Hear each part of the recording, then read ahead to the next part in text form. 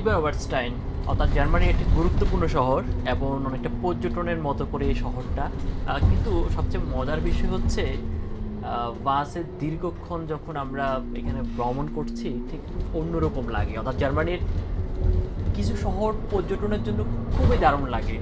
আমার আশেপাশের যে ভিউটা দেখতে পাচ্ছেন, পুরো ভিউটা মনে হচ্ছে যেন আমাদের বাংলাদেশের রাঙ্গামাটি, খাগড়াছড়ি কিংবা বান্দরবানের যে দৃশ্য, সে দৃশ্যটা। কিন্তু আমরা যখন আমরা চিটাগং হিল থেকে যাই, তখন কিন্তু এই বিষয়গুলো আমরা অনেক বেশি মিস করি। আমি ঠিক ভিডিওটা করাটার উদ্দেশ্য হচ্ছে এখানে যে আমরা যখন পুরো পথটা যখন বাসে করে যাচ্ছিলাম এবং কিছু অংশ ট্রেন, কিছু অংশ বাসে করে যাচ্ছি এবং নতুন কোনো একটা গন্তব্য, এবং সেই গন্তব্যে যাওয়ার পথে আমার কাছে মনে হয়েছে যে পুরো বিষয়টা যে অসাধারণ।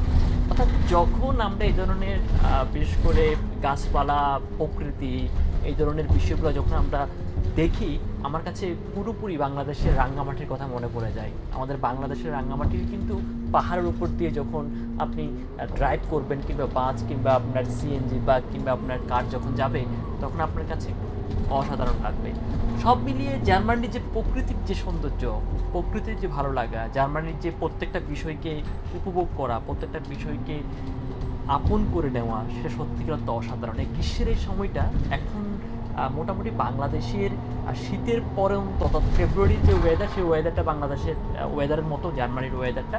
এবং ওয়েদারে যে পরিমাণ মানে চমৎকার লাগে, বিশেষ করে হালকা ঠান্ডা, হালকা গরম, কিংবা সন্ধ্যার দিকে একটু ঠান্ডা আসবে, সকালে একটু ঠান্ডা থাকে, এই ওয়েদারটা চমৎকার। এবং গ্রীষ্মের এই সময়টা কিন্তু পর্যটনের জন্য, ঘোরার জন্য অনেক বেশি মজার। আমি আমার অফিসের আজকে অফ ডে, এই অফ ডেতে আমি ঘোরার চেষ্টা করছি এবং ঘুরে দেখছি, বাসে করে গিয়ে গিয়ে দেখছি বিভিন্ন জায়গাগুলোতে। আমার পিছনের দৃশ্যটাও সত্যি অসাধারণ, দেখবেন হয়তো মনে হবে।